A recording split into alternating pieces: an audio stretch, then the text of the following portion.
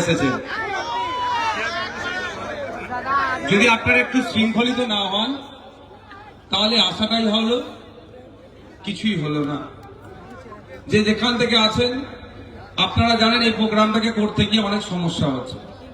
আমাদের যেভাবে অ্যারেঞ্জমেন্ট করা দরকার আমাদের কর্তৃপক্ষরা সেটা করতে পারেনি, নাহলে একটা সুন্দর প্রোগ্রাম হতো। যেভাবে আপনারা উপস্থিত হয়েছে, যাক নিজেদের একটু দায়িত্বশীল হয়ে, এই প্রথম তো আমি পশ্চিম বর্ধমানে আসলাম, বীরভূমে আসলাম, এই পাঠে গিয়েছি আমি দেউচা পাঁচামিতে, গিয়েছি আমি মুরারয়ে, এই সাইডে বোলপুরের সাইডে এই প্রথম আসলাম। এই তো আসা শুরু করেছি, এতেই অনেকের অসুবিধা হচ্ছে। আপনারা চাইলে আমি একাধিকবার এই বোলপুরে, এলেম বাজারে, এই এলাকায় আমি আসবো। কারো অসুবিধে আছে? কারো অসুবিধে আছে? কারা চান আমি বারবার আসি? একটু হাত তুলে দেখান তো। কারা চান, যারা আছেন হাত তুলে দেখান। আমি বারবার আসি, আপনারা চান তো নাকি? তাদেরই অসুবিধা হবে যারা সরকারি বালি বিক্রি করে খাচ্ছে আমি আসলে। তাদেরই অসুবিধা হবে যারা কয়লা চোর। তাদেরই অসুবিধা হবে আমি আসলে যারা গরু চোর। তাদেরই অসুবিধা হবে আমি আসলে যারা বিধবা ভাতা থেকে কাটিং করে খায়। তাদেরই অসুবিধা হবে আমি এই বোলপুরে আসলে যারা আবাস যোজনা থেকে কাটমানি খায়।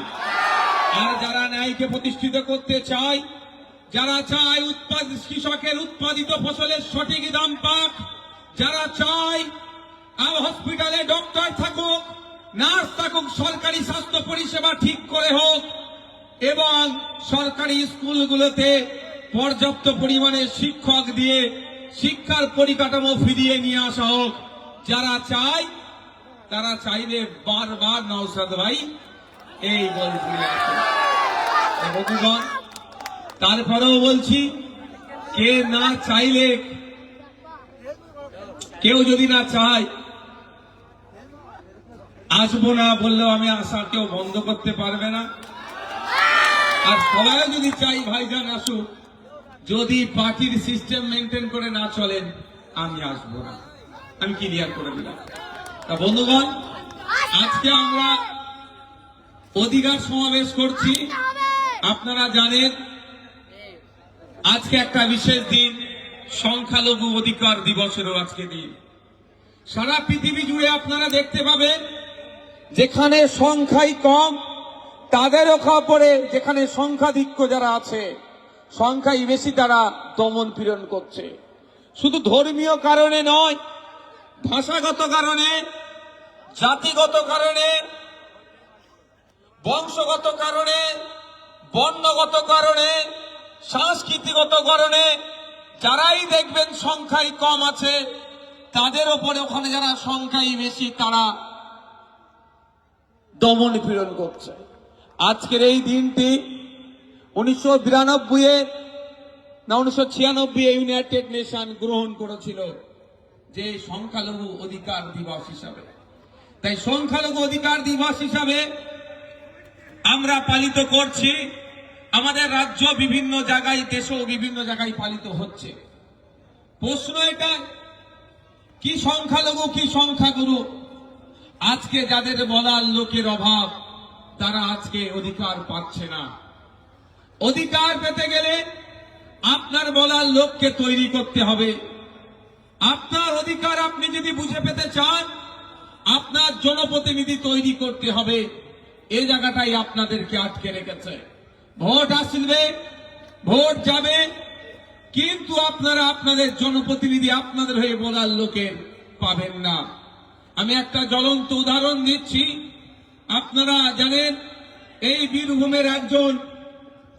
বীরভূমের একজন এমপি মহাশয়া যখন পার্লামেন্টে ওয়াকফ সম্পত্তি কেড়ে নেওয়ার জন্য সেই জ্যোতিবাবুর ভাষায় বর্বর বিজেপি যখন সংখ্যার জোর দেখিয়ে ওয়াকফ সম্পত্তি করার চেষ্টা করছিল, যখন ভোটাভুটি হচ্ছিল, এই বীরভূমের এমপি শতাব্দী মহাশয়াকে সেখানে দেখতে পাওয়া যায়নি। লাভটা কি? প্রশ্ন ওখানে। আপনাকে জনপ্রতিনিধি করেছি কেন? আপনাকে জনপ্রতিনিধি করার লাভটা তাহলে কি হলো? আপনাকে জনপ্রতিনিধি করা এই জন্যই হয়েছে, মেম্বার অফ পার্লামেন্ট আপনাকে এই জন্যই বানানো হয়েছে। দেশের আইনসভায় যে আইনগুলো তৈরি হচ্ছে, সেই আইন যদি জনগণের বিপক্ষে যায়, সংবিধানের বিপক্ষে যায়, তাহলে আপনি আমার জনপ্রতিনিধি হিসাবে পার্লামেন্টে দাঁড়িয়ে তার প্রতিবাদ করবেন। কিন্তু দেখুন, শতাব্দী মহাশয়া পার্লামেন্টে দাঁড়িয়ে সংবিধানের একাধিক ধারাকে উল্লঙ্ঘন করলো, একাধিক ধারাকে আক্রমণ করে যে সংশোধনী নিয়ে আসলো তার হয়ে কথা বলল না। সেই জায়গায় আপনাদের বলবো, প্রস্তুতি নেন, আপনাদের এগিয়ে আসতে হবে, জনগণের জনপ্রতিনিধি তৈরি করতে হবে, যেই জনপ্রতিনিধি মানুষের স্বার্থের কথা বলবে, মানুষের অধিকারের কথা বলবে, মানুষের সুখ দুঃখের কথা আইনসভার মধ্যে যে বলবে। আপনাদের যদি আপনাদের লোকসভাটার নাম কি? বোলপুর, আর ওটা উনি বীরভূম থেকে, কিন্তু বীরভূম জেলার কথাই হচ্ছে আমি বলছি। তা উচিত ছিল পার্লামেন্টে দাঁড়িয়ে মোদিজিকে জবাব দেওয়া, অমিত শাহজিদেরকে জবাব দেওয়া, বিজেপিকে জবাব দেওয়া যে সংখ্যার জোর দেখাইয়ে তুমি এই আইনকে পাস করতে পারো না, সংখ্যালঘুদের পূর্বপুরুষের রেখে যাওয়া, দিয়ে যাওয়া ওয়াকফ সম্পত্তিকে তোমরা কেড়ে নিতে পারো না, এর প্রতিবাদ করার দরকার ছিল। যখন ভোটাভুটি হচ্ছিল, কত এমপি এই সংশোধনীর বিপক্ষে আর কত এমপি এই সংশোধনীর বিপক্ষে, তখন আপনার বীরভূম জেলার এমপি মহাশয়া ওখানে তিনি উপস্থিত হতে পারলেন না। তার কদিনের মধ্যেই, দু একদিনের মধ্যেই আমরা দেখলাম একটা ধর্মীয় উৎসব ছিল, সেই উৎসবে তিনি প্রচন্ড রোদের মধ্যেও হাঁটতে থাকলেন। এটুকু বুঝতে হবে আপনাকে আমাকে, কাকে এমপি করে পাঠাচ্ছেন, কাকে এমএলএ করে পাঠাচ্ছেন, সে আইনসভার মধ্যে গিয়ে আপনার দুর্দশার কথা তুলছে কি তুলছে না, এটা আমাকে আপনাকে ভাবতে হবে। এটা আপনাকে আমাকে এই জন্যই ভাবার কথা বলছি। শুধু মুসলমান সমাজের উপরে অত্যাচার নেমে আসছে, এটা আপনারা, এই বাবু এনাকে ডাকো একবার, আপনি চুপ করে মানুষকে সরাবেন, আপনাকে চিৎকার করে করতে হবে না। যদি অসুবিধা হয় আপনি মানুষকে বলুন, ইশারাই করুন। শুধু মুসলমান সমাজের উপরে অত্যাচার নেমে আসছে, এটা যদি কেউ মনে করেন, এটা সম্পূর্ণ তার ভুল ধারণা।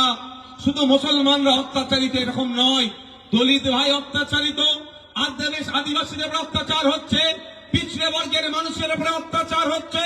এই অত্যাচার কখনো জাতের নামে হচ্ছে, কখনো বর্ণের নামে হচ্ছে, কখনো ধর্মের নামে হচ্ছে। তাই আমাদের ঐক্যবদ্ধ হতে হবে। কে দলিত, কে আদিবাসী, কে মুসলমান, ধর্মীয় পরিচয় থাকবে, থাকার সাথে সাথে সামাজিক পরিচয়, আমরা ভারতীয়, আমাদের এই পরিচয়টাই থাকবে। আমাদের কাজে কাজ মিলাতে হবে, আওয়াজ তুলতে হবে। পার্লামেন্টে যেভাবে 2025 সালে যে আইন পাস করে সংখ্যালঘু মুসলমানদের হাত থেকে ওয়াকফ সম্পত্তি কাড়ার চেষ্টা করেছে, ঠিক একইভাবে পার্লামেন্টে 2024 সালে আদিবাসী সমাজের হাত থেকে জঙ্গলের অধিকার কাড়ার চেষ্টা হয়েছে, কাড়ার জন্য আইন করেছে। 2006 সালের ফরেস্ট রাইট অ্যাক্টকে তারা উল্লঙ্ঘন করলো, সংশোধনীর নাম করে জঙ্গলের 100 মিটার ভিতরে পর্যন্ত দখল নেওয়ার চেষ্টা করার জন্য এই দেশের মোদী সরকার আদিবাসীদের হাত থেকে জঙ্গলকে কেড়ে নেওয়ার জন্য নতুন এক সংশোধনী এনেছে। আমরা যেভাবে ওয়াকফ সংশোধনী আইনের বিরোধিতা করছি, কাঁধে কাঁধ মিলিয়ে আমার আদিবাসী ভাইদের স্বাভাবিক অধিকার, জল জঙ্গল জমির, সেই জঙ্গলের অধিকার বিজেপি যেভাবে কেড়ে নিচ্ছে, আমাদেরকে ঐক্যবদ্ধ হতে হবে, দলবদ্ধ হতে হবে। ওয়াকফ সম্পত্তি উদ্ধারের জন্য লড়াই করতে হবে, জঙ্গলের অধিকার আদিবাসীদের ফিরিয়ে দেওয়ার জন্য লড়াই করতে হবে। কি সহমত আছেন তো নাকি? না শুধু ওয়াকফটা নিয়ে বলবো আর জঙ্গলের টানি বলবো না, ওটা হতে পারে না। আপনারা জানি আমাদের এখানে প্রচুর আদিবাসী সমাজের মানুষ আছে। বীরভূমে দেউচা পাঁচামিন নামে আদিবাসীদেরকে উচ্ছেদ করার পরিকল্পনা চলছে। আমি স্পষ্ট ভাষায়, দ্বার্থহীন ভাষায় বলে যাচ্ছি, জল জমি জঙ্গলের স্বাভাবিক অধিকার আদিবাসীদের, সেটা তাদেরকে ফিরিয়ে দিতে হবে। সংবিধানের 6 শিডিউল অনুযায়ী এখানে ইমপ্লিমেন্ট করতে হবে। আদিবাসী সমাজের মানুষ একটাও গরিব থাকবে না, কারো কাছেও হাত পাততে হবে না, 1000-1200 টাকা তাদের প্রয়োজন হবে না। তাদের যদি 6 শিডিউলকে ফিরিয়ে দেওয়া হয়, সংবিধান আদিবাসী সমাজের মানুষের জন্য 6 শিডিউল দিয়েছে। ওখানে যে অধিকারের কথাগুলো বলা হয়েছে, সরকার আদিবাসীদেরকে ভালোবাসে মুখে বললেও বাস্তবে কিন্তু 6 শিডিউলকে ফিরিয়ে দেয়নি। তাই আপনাকে আমাকে ঐক্যবদ্ধ হতে হবে। বিরসা মুন্ডার উত্তরসারি একদিকে থাকবে, আশফাকুল্লাহর উত্তরসারি একদিকে থাকবে, বেগম হযরত মহলের উত্তরসারি একদিকে থাকবে, পৃথিবীতার উত্তরসারি থাকবে, ফুরফুরার পীর আবু বকর সিদ্দিক রহমাতুল্লাহ আলাইহির উত্তরসারি একদিকে থাকবে, আকরাম খান সাহেবের উত্তরসারিরা থাকবে। দলবদ্ধ হতে হবে, ঐক্যবদ্ধ হতে হবে।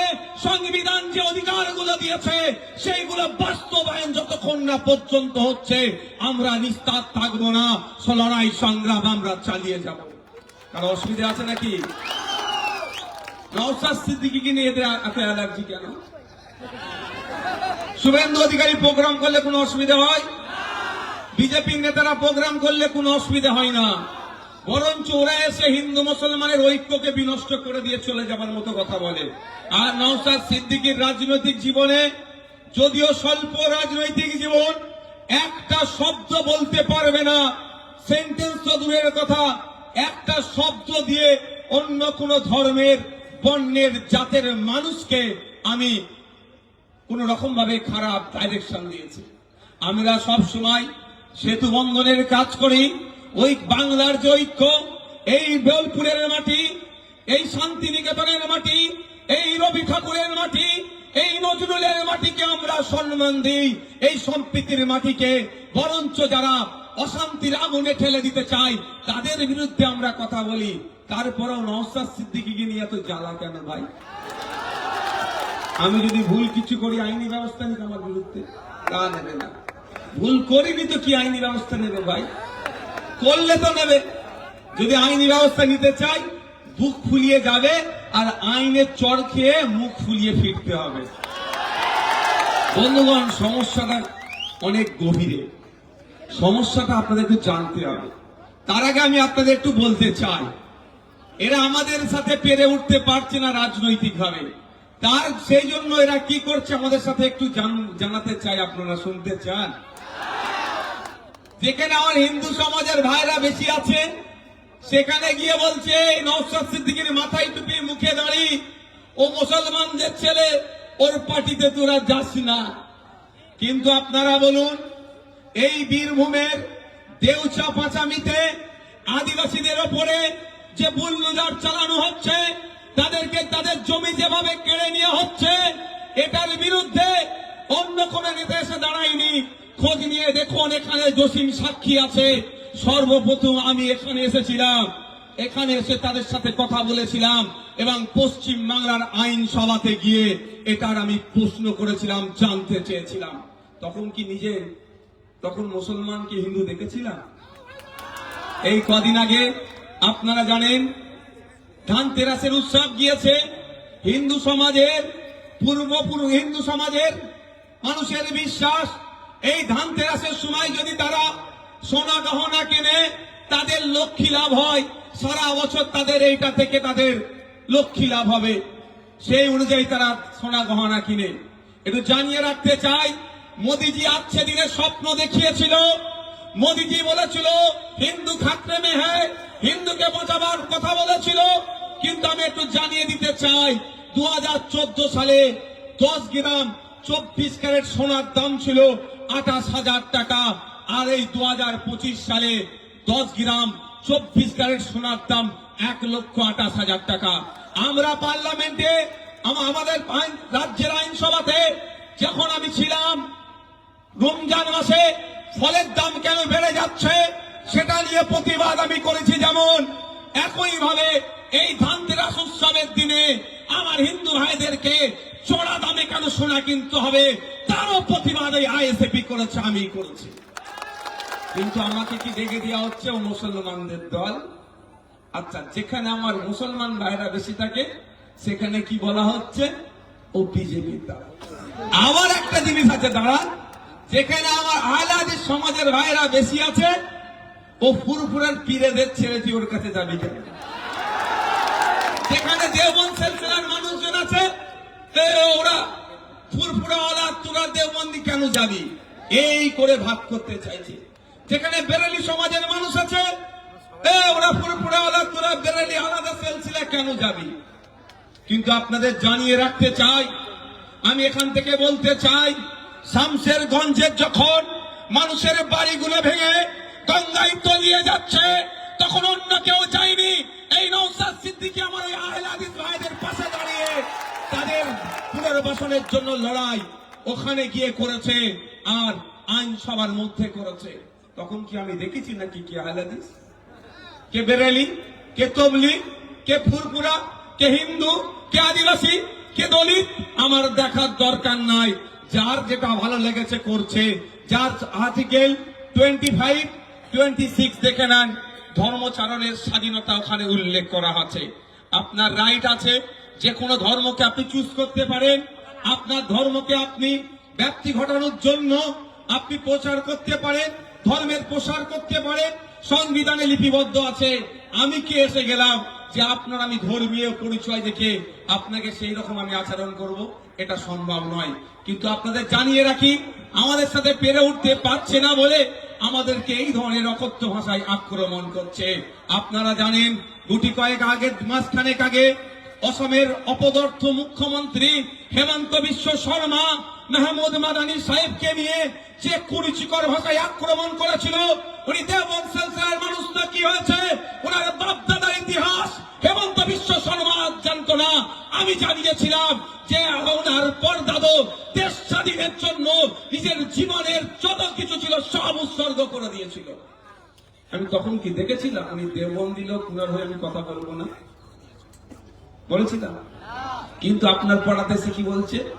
যেখানে আমার আহলে হাদিস ভাই একটু বেশি থাকে, উকিলের ঘরের ছেলে, তুই ওইসব শুনবি না, ফেতনা, মানে ফেতনা লাগিয়ে দাও।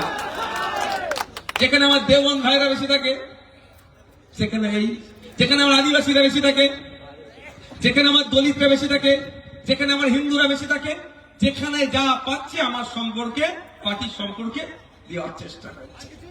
আর তাছাড়া কিছু না। তৃণমূলের বন্ধুরা রাজনৈতিক ভাবে আমাদের সাথে লড়াই আসতে পারবে না যুক্তি তর্ক দিয়ে।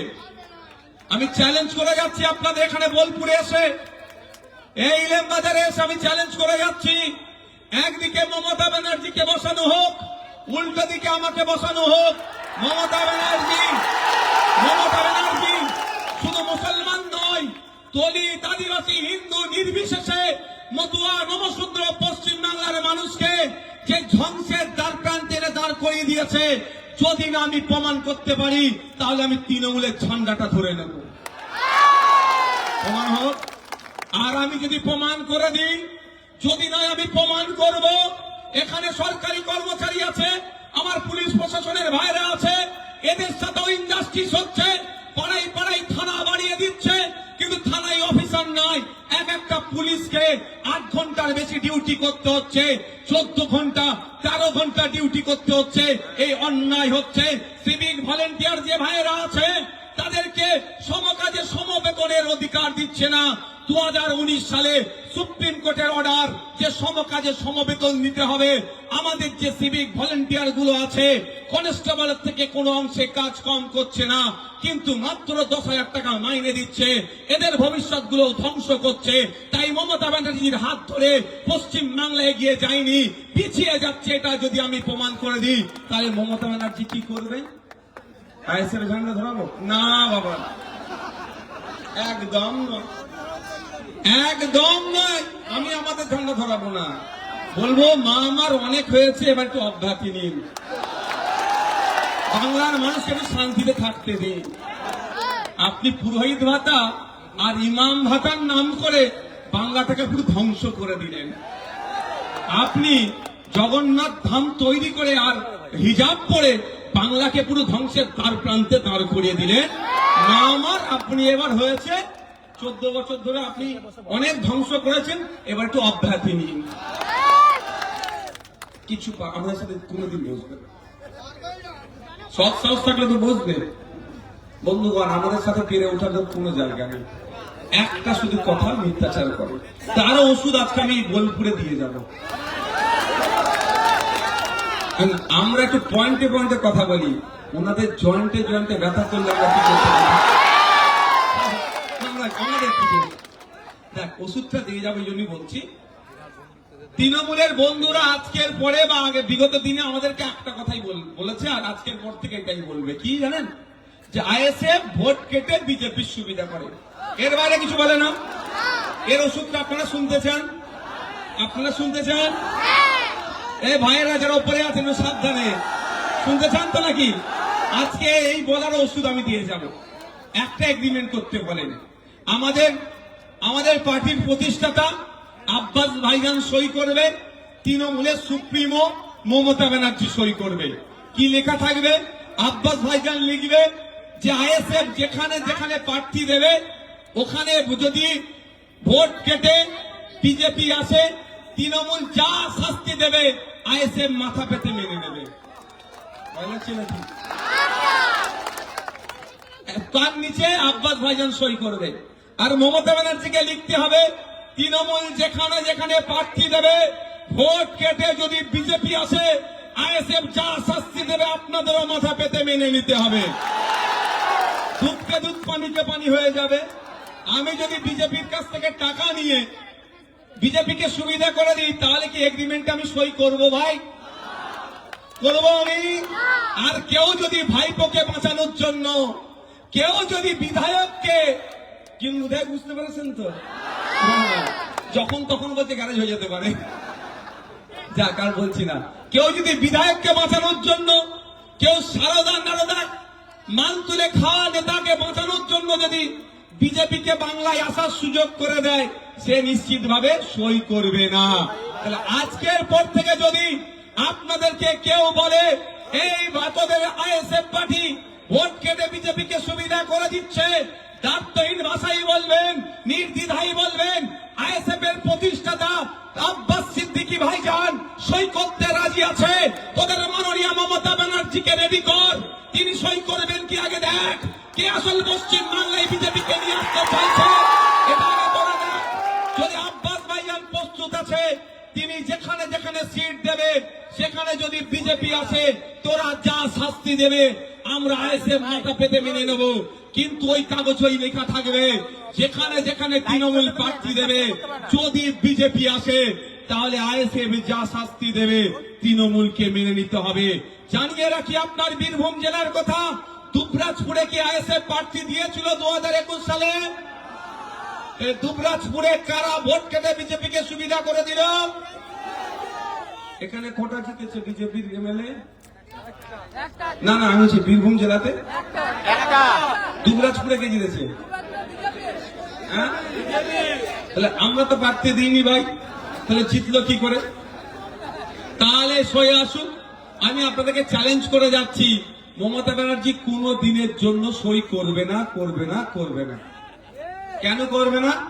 সকালে যদি মমতা ব্যানার্জি সই করে যে বিজেপিকে আটকানোর লড়াইয়ে আমি আছি, সন্ধ্যাবেলা দেখবেন ভাইপো তিহার জেলের চা খাচ্ছে। আপনি আমি চা খাবো কোথায়? ভাই আমার পয়সা কম, আমরা ফুটপাতে। আর সন্ধ্যাবেলা দেখবেন তার দলের অনেক একগুচ্ছ নেতারা তিহার জেলের চা খাচ্ছে, লাল চা। জেলে লাল চা হয়, আমি জেল কেটে এসেছি তো, জানেন তো নাকি? আমার অপরাধটা কি ছিল? আমি আপনার কথা বলেছি, আমি দলিতের কথা বলেছি, আমি আদিবাসীর কথা বলেছি, আমি মুসলমানের কথা বলেছি, আমি মহিলার কথা বলেছি, আমি পুরুষের কথা বলেছি, আমি ছাত্র যুবর কথা বলেছি, আমি সরকারি কর্মচারীদেরকে দিয়ে দেওয়ার কথা বলেছি। আমি বলেছি কেন পুলিশে এখনো 2.5 লক্ষ শূন্যপদ থাকবে, পুলিশ কেন 8 ঘন্টার বেশি কথা ডিউটি করবে, এটা আমার অপরাধ হয়ে গেছিল, ওই জন্য আমাকে জেলে রেখেছিল। তবে আমি আপনাদের কথা দিয়ে যাচ্ছি, এই রকম অপরাধ আমি বারবার করব আর বারবার জেলে যাওয়ার জন্য প্রস্তুত আছি। মানুষের জন্য কথা বললে জেলে যেতে অসুবিধা কোথায় ভাই? কোন অসুবিধা আছে? আমি তো জেল কাটতে রাজি আছি।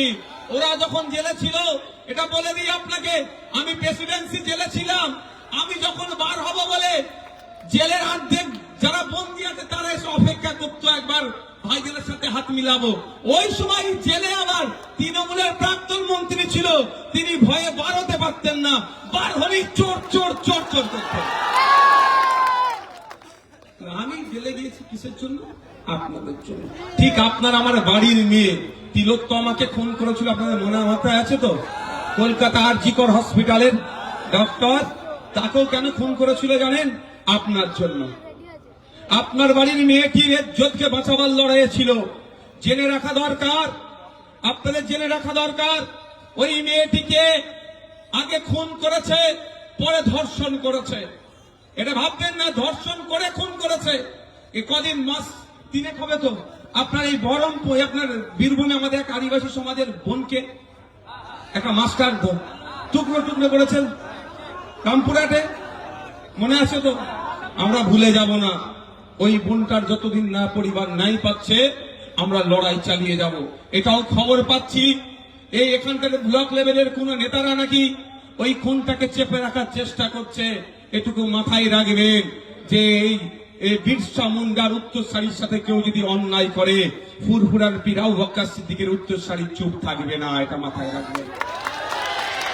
আকরাম খান সাহেবের উত্তরসারিরা চুপ থাকবে না, হোসেন আহমদ মাদানী সাহেবের উত্তরসারিরা চুপ থাকবে না। ওটাও মাথায় যেন না ভুলে যান। ডাক্তার মহিলাটাকে কেন খুন করেছিল আপনাদের জেনে রাখা দরকার। হসপিটালে আপনার বাড়ির যখন মহিলারা ট্রিটমেন্ট করতে যেত না, ওই ওটি অপারেশন থিয়েটারের মধ্যে ঢুকতো, ওখানে ওরা মৎসর করত। আপনার বাড়ির কোন মহিলা মারা গেছে, মর্গে লাশ আছে, ওই অপদার্থ অমানুষগুলো ওই মহিলাগুলোর সাথে খারাপ কাজ করত, ভিডিও বানাতো, বিদেশের মার্কেটে বিক্রি করত। আর আপনার বাড়ির মেয়ে তিলোত্তমার প্রতিবাদ করেছিল।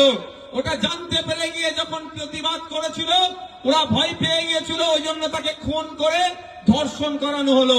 কেন ধর্ষণ করানো হলো আমরা সকলেই জানি।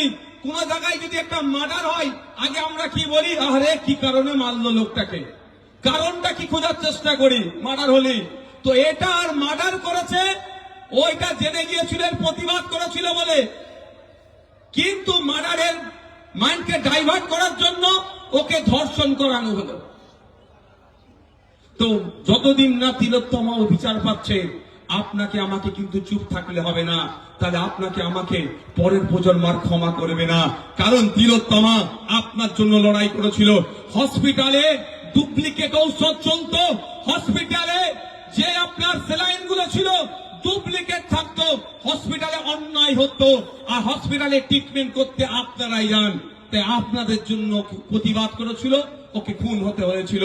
ওর পরিবার যাতে নাই পায়, আপনাকে আমাকে সেই প্রতিবাদ চালিয়ে যেতে হবে। কিন্তু এই প্রসঙ্গে আমি একটা আজকে নাকি শুনছি শুভেন্দু অধিকারী মহাশয় নাকি বীরভূমে এসেছেন, কোথাও একটা পোস্ট করেছে। আমি শুভেন্দু অধিকারী মহাশয় দেখবেন স্টেজে উঠে একটা ডায়লগ আজকে দেবে, কি হিন্দু হিন্দু ভাই ভাই, এই ডায়লগটা দেবে। এতে আমি বলবো একটা কথাই, ও হচ্ছে পাক্কা রাজনীতিবিদ। কেন বলছি শুনেন, আমি শুনেছি ওনার আছে, কি বলে ওটাকে, পাম্প আছে।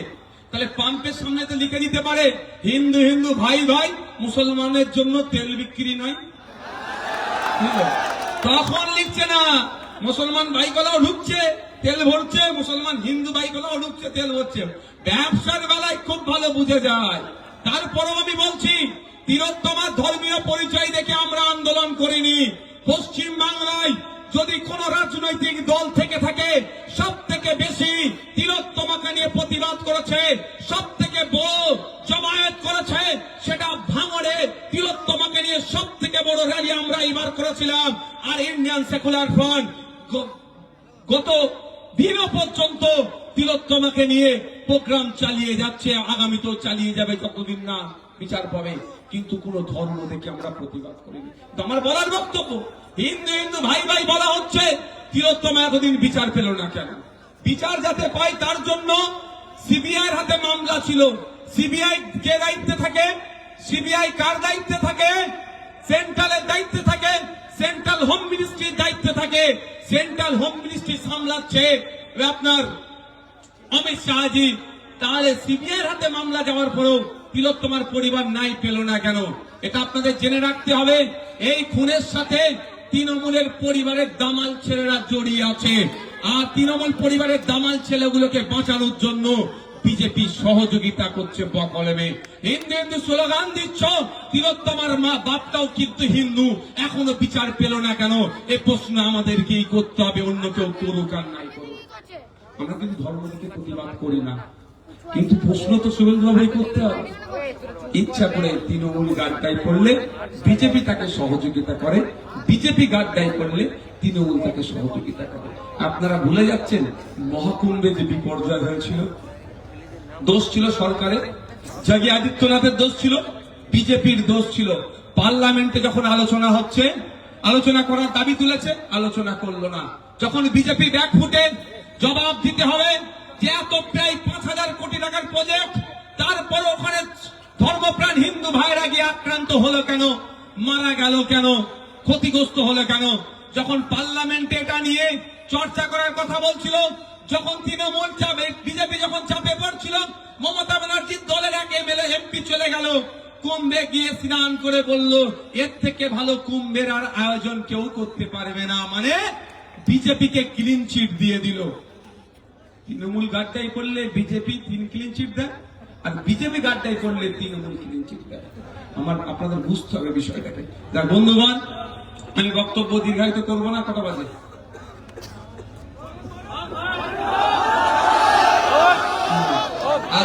আর 5-7 মিনিট বক্তব্য দেবো, অসুবিধা নেই তো? এনার্জি আছে তো শোনার?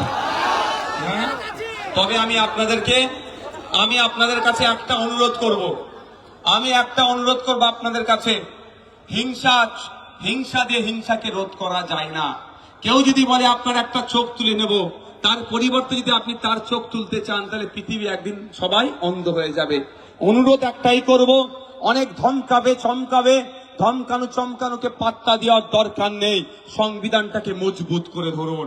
আমাকে অনেক আটকাবার চেষ্টা হয়েছে, আমার নামে আমাদের জন্য প্রায় 20টা মামলা দিয়েছে, কিন্তু আমি মাথা নত করিনি, আমাকে কেউ আটকাতে পারেনি। কেন বলুন তো? আমি সংবিধানটাকে আঁকড়ে ধরে চলছি।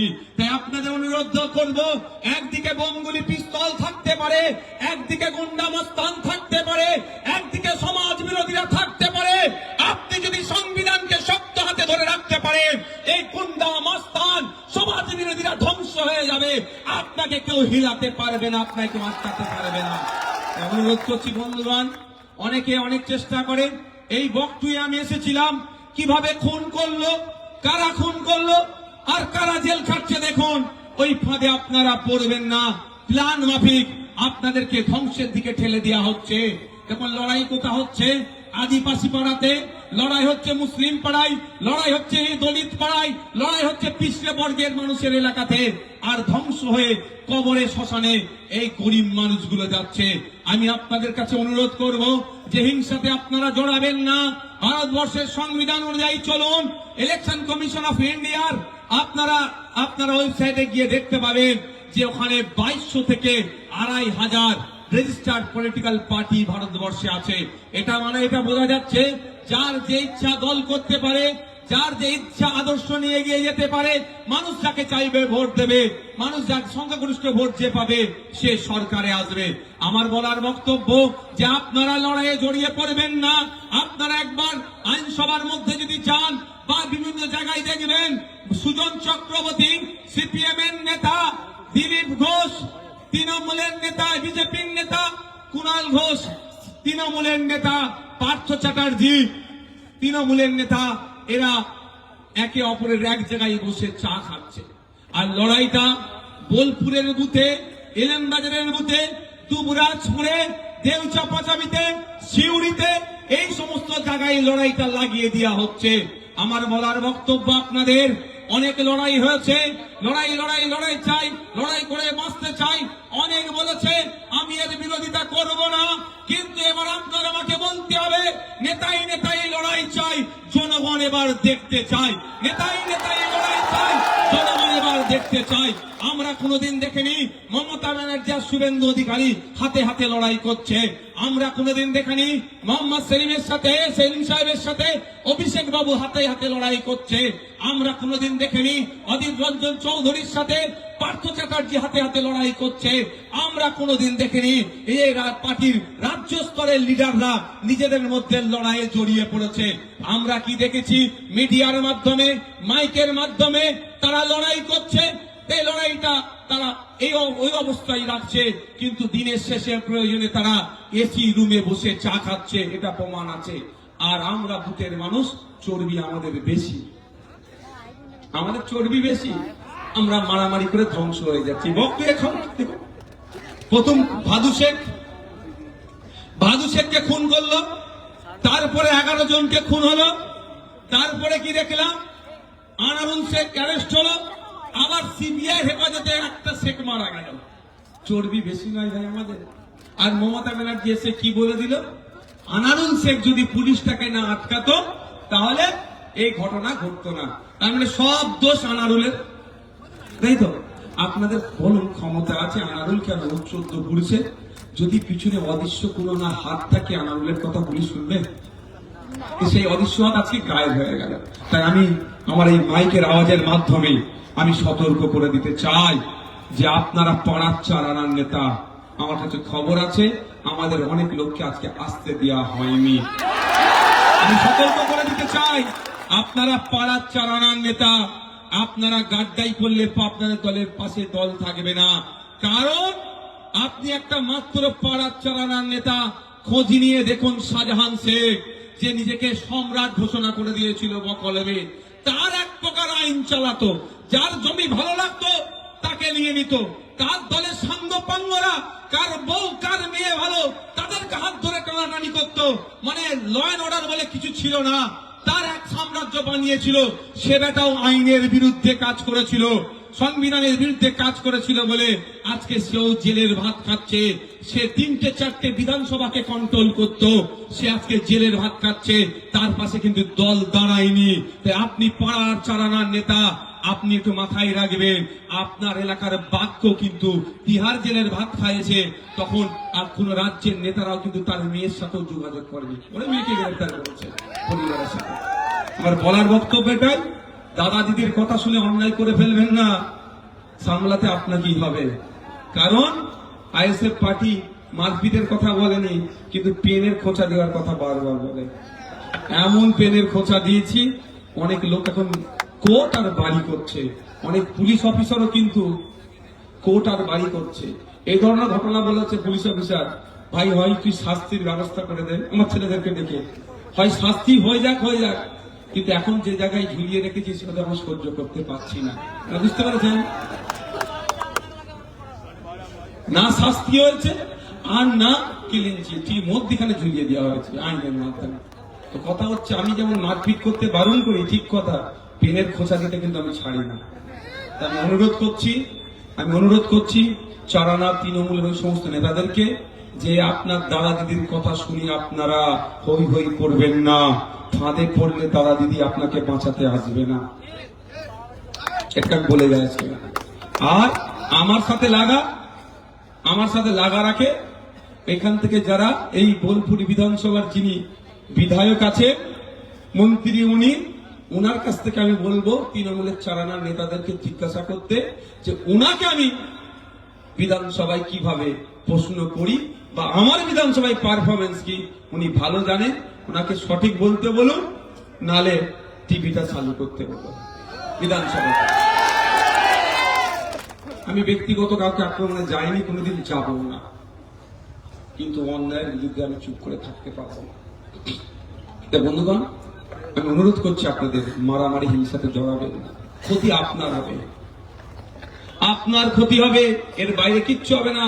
সন্ধ্যাবেলা টিভির সামনে বসবে বেটা নেতাগুলো, বসে বলবে এটা উচিত ছিল না, ওটা উচিত ছিল না, এটা নয় ওটা নয় করে ছেড়ে দেবে। কিন্তু যার গেল তার গেল। বালি আমাদের জাতীয় সম্পদ, এই বালি চুরিও বন্ধ আমরা আগামী দিনে করব। কয়লা আমাদের জাতীয় সম্পদ, ওটা বিক্রি করে রেভিনিউ আসবে, যা আমাদের কোষাগারে জমা পড়বে, আমাদের উন্নতি হবে। তার পরিবর্তে চুরি করে বিক্রি করে দিচ্ছে, এগুলো বন্ধ করা হবে। আর যে কি বলছে ওয়াকাফ, আমি আপনাদের বলি, আজকে এই প্রোগ্রামে আসতে গিয়ে যারা সব থেকে বেশি বাধা দিয়েছে, বাবু আপনাদেরকে একটু নিচে থাকতে হবে, নিরাপত্তার জন্য একটু নিচে থাকতে হবে।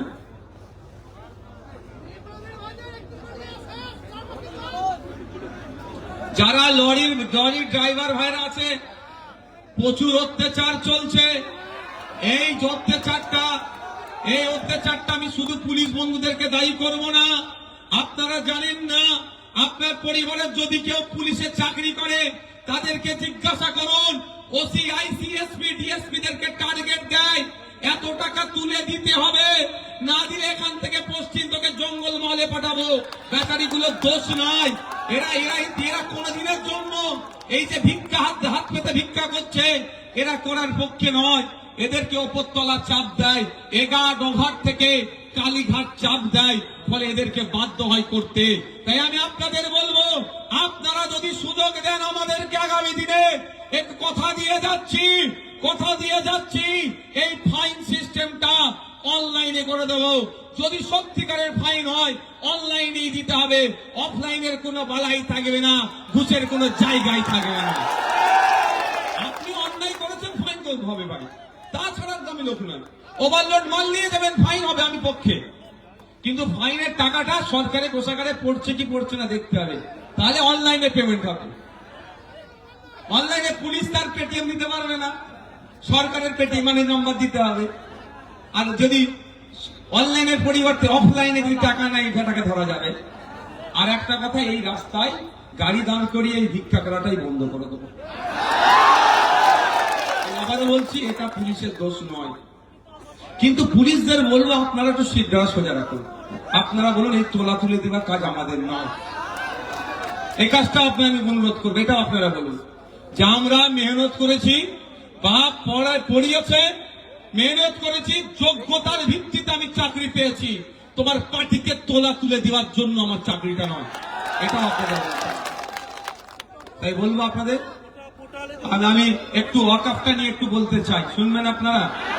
আজকে যারা এই প্রোগ্রামে আসতে বাধা দিয়েছে, তাদের অনেকের দাদুর কিন্তু এখন কবরে শুয়ে আছে, তাদের অনেকের আব্বাজি কবরে শুয়ে আছে, তাদের অনেকের মধ্যে আম্মা কবরে শুয়ে আছে, অনেক নানা কবরে শুয়ে আছে। আজকের পরে বাড়ি ফিরবেন, আর এই ভিডিওটা যদি পারেন তাদেরকে দেখাবেন যে ভাইজান ইলেম বাজারে এসে যে কথা বলে গিয়েছে, এটা সত্য কি মিথ্যে বল। যদি মিথ্যা হয়, শুক্রবার করে ভাইজান বাড়িতে থাকে, বাড়িতে গিয়ে ভাইজানকে বলে আসবো, ভাইজান আপনি মিথ্যাবাদী, আপনি দ্বিতীয়বার এলেম বাজারে যাবেন না।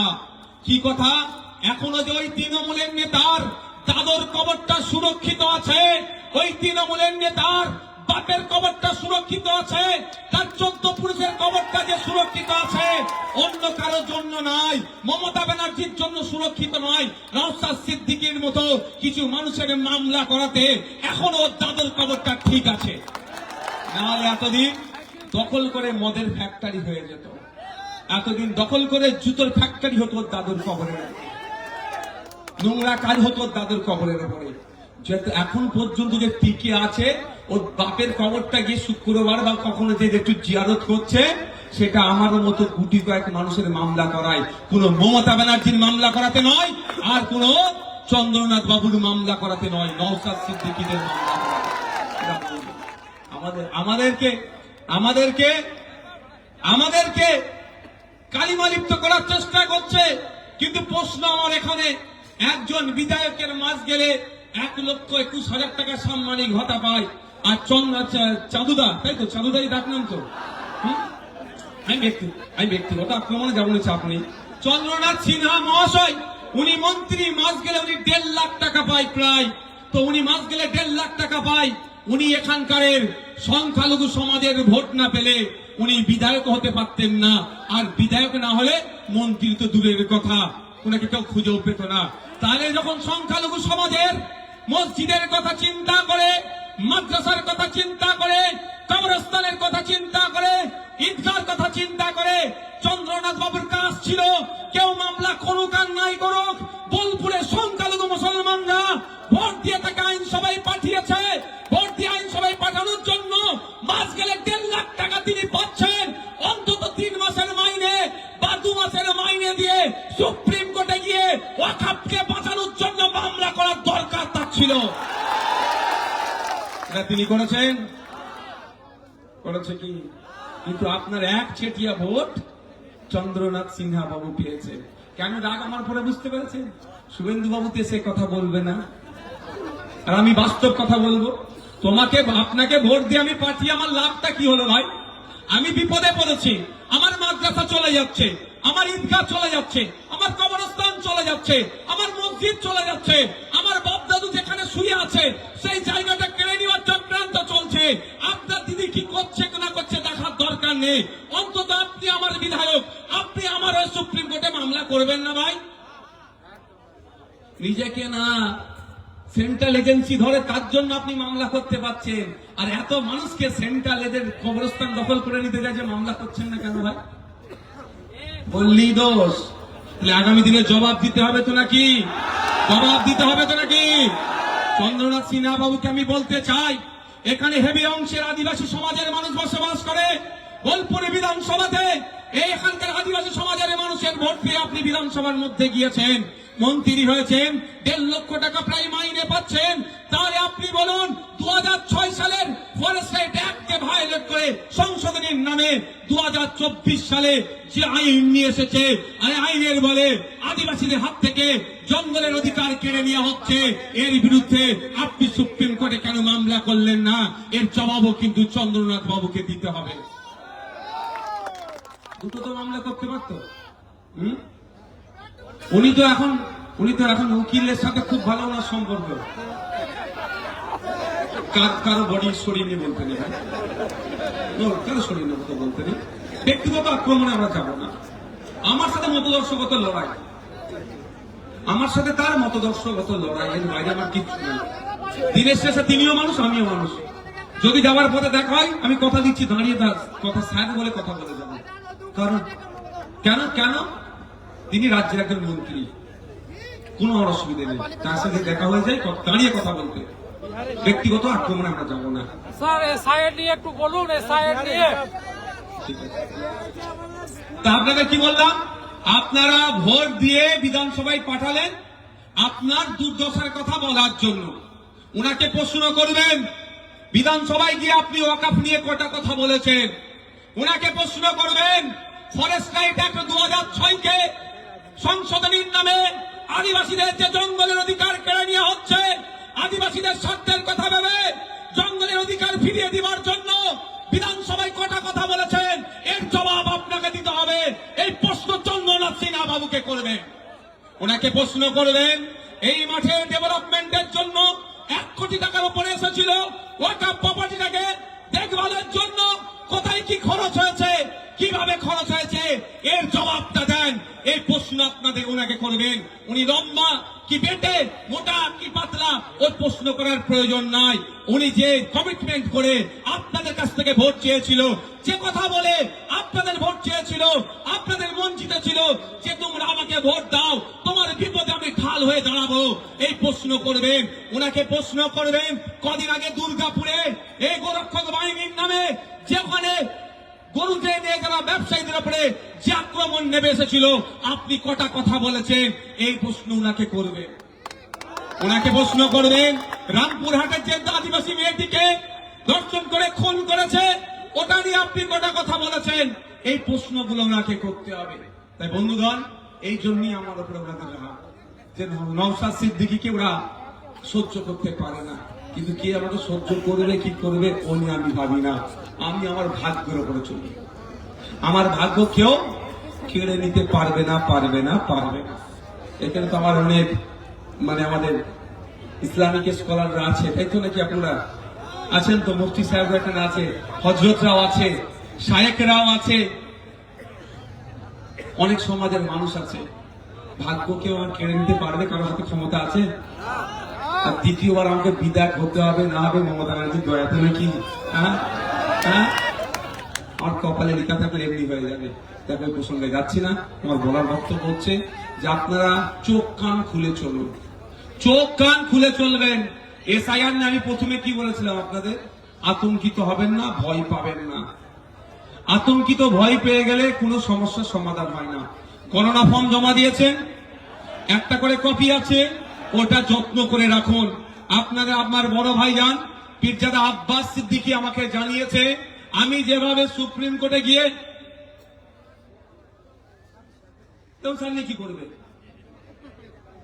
আমি যেভাবে সুপ্রিম কোর্টে গিয়ে ওবিসি সার্টিফিকেটের জন্য মামলা করেছি, সিএ এর বিরুদ্ধে মামলা করেছি এবং ওয়াকফকে বাঁচানোর জন্য মামলা করেছি, আমাকে নির্দেশনা দিয়ে রেখেছে পশ্চিম বাংলার কোন একজন বৈধ ভোটারের যদি নাম কাটা যায় আমি সুপ্রিম কোর্টে গিয়ে তার হয়ে মামলা করব। আপনাদের বলবো ভয় পাবেন না, ভয় পাওয়ার কোনো জায়গা নাই। মাস্টার মশাই কোশ্চেন পাঠিয়েছিল, আপনারা উত্তর দিয়েছেন, একটা উত্তরের কপি মাস্টার মশাইকে পাঠিয়ে দিয়েছে, একটা আপনার বাড়িতে রেখেছেন। আদর যত্ন করে রাখুন। মাস্টার মশাই যদি উত্তর কপিটা নিয়ে আমাকে 0 নাম্বার দেয়, মাস্টার মশাইকে বুঝিয়ে দিতে চাই আমার বাড়িতেও একটা উত্তরের কপি আছে। এই 0কে চ্যালেঞ্জ করে তার পাশে কেউ থাকুক আর নাই থাকুক, নওশাদ ভাই আপনার হয়ে লড়াই করবে।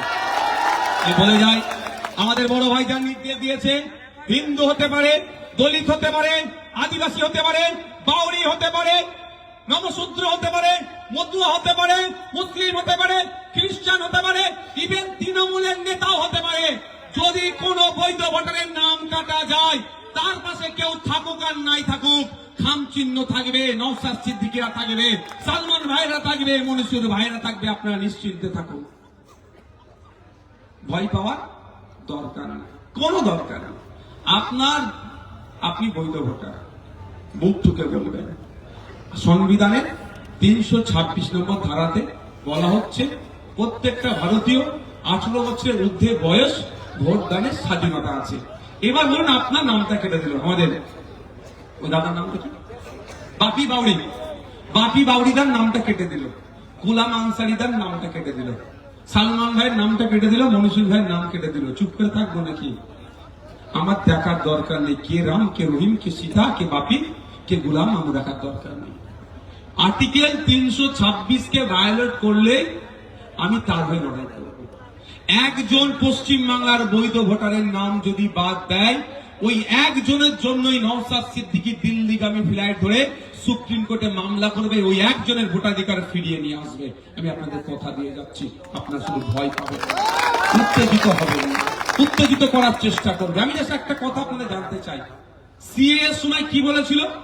মুসলমানদের নাকি তাড়িয়ে দেবে বলে ভয় দেখিয়েছিল। তো যেরকম অসত্য কথা, এইটাও অসত্য কথা। ভোটের বৈতরণী পার করতে চাইছে এরা, ভোটটাকে এরা পার করতে চাইছে। আচ্ছা কটা মুসলমানকে তাড়িয়েছিল একটু বলুন তো? 4 বছর হয়ে গেল তো, কটাকে তাড়িয়েছে? মিথ্যা কথা।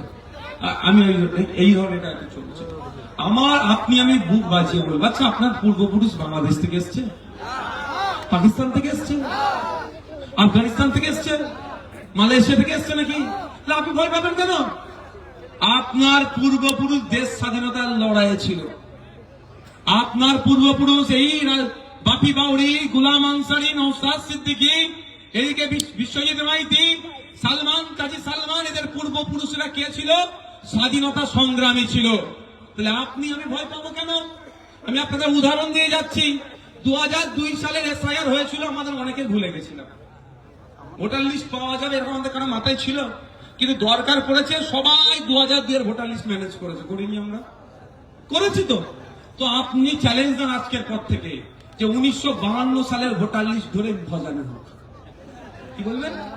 1952 সালে দেশ স্বাধীন হওয়ার পরে প্রথম ভোট হয়েছিল 1952। তো আপনারা বলুন 1952 সালের ভোটার লিস্ট ধরে ভজাভজি হোক। কেউ কে কে রাজি আছে? দেখবে শুভেন্দু অধিকারী বলবে ওটা হবে না। কি বলবে শুভেন্দু অধিকারী? কি বলবে? দিলীপ ঘোষ বলবে হবে না, সুকান্ত মজুমদার বলবে হবে না, রাহুল সিনহা বলবে হবে না, কিন্তু বাপি বাউরি বলতে পারবে, বিশ্বজিৎ মাইতি বলতে পারবে, লক্ষ্মীকান্ত হাসদা বলতে পারবে, নওশাদ সিদ্দিকী বলতে পারবে, কারণ আমাদের পূর্বপুরুষেরা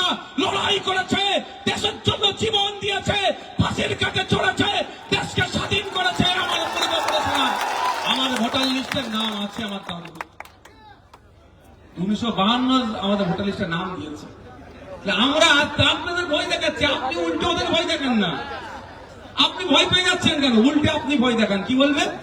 এই আসো 1952 সালের কাগজ দেখা দেখি হবে। মুখ ফুলিয়ে এসেছিল তো শুভেন্দু অধিকারী, এখন এসআইআর এর চর খেয়ে মুখ ফুলিয়ে ঘর চলে গেছে। 1.5 কোটি রোহিঙ্গা নাকি পশ্চিম বাংলায় আছে, 1.5 কোটি রোহিঙ্গা নাকি পশ্চিম বাংলায় আছে। টোটাল বাদ পড়েছে 58 লাখ। 2002 সালে বাদ পড়েছিল 28 লাখ, এটা এখন 52 লাখ, 58 লাখ। তাহলে 1.5 কোটি রোহিঙ্গা কোথায় গেল? আমি অনেক আগে বলেছি মিথ্যে কথা বলছে, প্রমাণ দিয়েছিলাম। ভারত সরকার সুপ্রিম কোর্টে বলছে সারা ভারতবর্ষে 40,000-এর একটু বেশি রোহিঙ্গা আছে, আর ইনি বলছেন 1.5 কোটি রোহিঙ্গা। তাহলে সারা ভারতবর্ষের 1.5 কোটি 40,000, আর পশ্চিমবাংলা 1.5 কোটি, এটা নাটক করছে। বন্ধুগণ, আমাদের বিষয়বস্তুর মধ্যে দুটো গুরুত্বপূর্ণ আছে, এটুকু বলে শেষ করব। ওবিসি সংরক্ষণ পুনর্বহালের দাবি। মমতা ব্যানার্জি ওবিসি সার্টিফিকেট মুসলিম সম্প্রদায়ের হাতে দিয়েছে। ও রাখা আর ছেড়ে ফেলে দেওয়া দুটোই সমান। আমি তো উদাহরণ দিলে বুঝতে পারবেন কিভাবে ধ্বংস করেছে। কদিন আগে যুব ভারতী স্টেডিয়ামে মেসি এসেছিল, জানেন তো? টিকিট কাটলো, টাকা দিল, স্টেডিয়ামের মধ্যে ঢুকলো, কিন্তু মেসিকে দেখতে পেল না। অন্যায় হয়েছে তো? ঠিক সার্টিফিকেট সার্টিফিকেট থাকবে, পরীক্ষা দেবে, ভাইভা দেবে, চাকরি আপনি পাবেন না। এই জায়গায় দাম করিয়ে দিয়েছে। যেভাবে তোড়ফোড় করেছে আমি ভাঙচুরের পক্ষে নয়, কিন্তু ওই ধরনের জাগ্রত না হলে রাজ্য সরকার নড়ে চড়ে বসবে না। তাই আওয়াজ তুলতে হবে, সায়েন্টিফিক ওয়েতে কমিশনের অ্যাক্ট অনুযায়ী, আইন অনুযায়ী সার্ভে করে ইনক্লুড করা হবে। 1 নম্বর কথা। 2 নম্বর কথা, আমাদের রাজ্যে না এসটি এসসি অরিজিনালের থেকে ডুপ্লিকেট বেশি হয়ে যাচ্ছে আস্তে আস্তে। লক্ষ্মীকান্ত হাসদা আদিবাসী সমাজের মানুষ, কিন্তু ওখানে নন আদিবাসী আদিবাসী কোটায় চাকরি করে নিচ্ছে। বোলপুরের একজন ব্লক লেভেলের নেতা সম্ভবত আদিবাসী সমাজের আছে, আছে না? হ্যাঁ হ্যাঁ, ও বালিচুরা বলো না। বোলপুরের একজন নেতা আছে আদিবাসী সমাজের মানুষ, তাকে আমি বলে যেতে চাই, সত্যিকারের আপনি যদি আপনার স্বজাতির কথা ভাবেন, সত্যিকারের যদি আপনি আদিবাসীদের ভালো চান, আজকে অন্তত এই কথার জবাব আপনি দেবেন। পশ্চিম বাংলায় 1 কোটির বেশি আদিবাসী নয়, কি করে 1.5 কোটি আদিবাসীদের জন্য সার্টিফিকেট বরাদ্দ হলো, এর জবাবটা দিতে হবে। কম করে 50 লক্ষ মানুষ যারা আদিবাসী নয়, আদিবাসী সেজে প্রকৃত আদিবাসীদের অধিকার হরপ করে নিচ্ছে। আপনি এত বড় নেতা হয়ে আদিবাসীদের জন্য মুখ খুলছেন না কেন? এর জবাবটা আজকে আপনাকে দিতে হবে। আদিবাসীদের নেতা সেজে বসে আছে, ফিরহাদ হাকিম তো মুসলমানদের মুখ্যমন্ত্রী হয়ে গেছে। ওয়াকাফ চোর ওইটা, কি বালি চোর না কার নামে বললে? আর ওটা হচ্ছে ওয়াকাফ চোর। পশ্চিমবাংলায় সব থেকে বড় ওয়াকাফ চোরের নাম কি বলুন তো? নাম কি?